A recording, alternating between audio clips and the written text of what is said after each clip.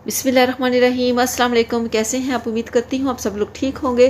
तो आज मैं बनाने लगी हूँ जापानी फल का मिल्क शेक, जो कि बनाना बहुत ही आसान है और ये झटपट बन के तैयार हो जाता है। तो चले हम इसको काट लेते हैं ताकि इसका जो सब्ज़ पार्ट है इसको हम अलहदा कर लें। तो इसको हम यहाँ पे काट लेंगे, बिल्कुल फूल की शक्ल का इसको काट लेंगे। और ये बहुत ही नरम और बहुत ही मज़ेदार और बहुत ही मीठा और इतना सॉफ्ट फल है ये कि आप इसको ऐसे भी बहुत ही आसानी से खा सकते हैं। तो इसी तरह से हम जितने भी हमारे पास जितना भी फ्रूट पड़ा हुआ है इसको हम काट लेंगे। इस तरीके से आप देख सकते हैं कितनी आसानी से ये कट रहा है। ये बहुत ही मज़ेदार और बहुत ही हेल्दी रेसिपी है, तो आपने इसको ज़रूर इसी तरह से फॉलो करना है। तो सारा काटने के बाद इसको हम ब्लेंडर जग में डाल लेंगे। आपके पास जो भी जग है आप उसमें डाल लें इसको।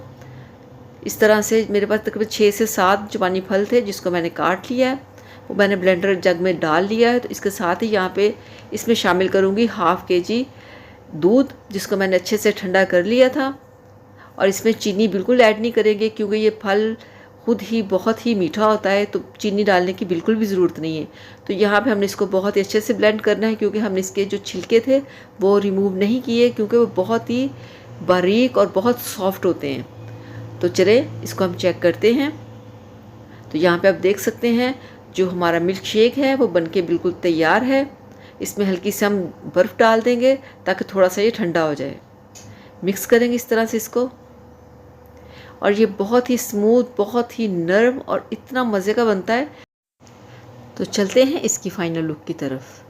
तो यहाँ पे आप देख सकते हैं ये जो हमारा मिल्क शेक है ये बहुत ही मज़े का बना है, बहुत ही सॉफ्ट, बहुत ही क्रीमी सा। तो अगर आपको मेरी ये रेसिपी पसंद आए तो चैनल को सब्सक्राइब कीजिएगा, वीडियो को लाइक कीजिएगा, दुआओं में याद रखिएगा। अल्लाह हाफिज़।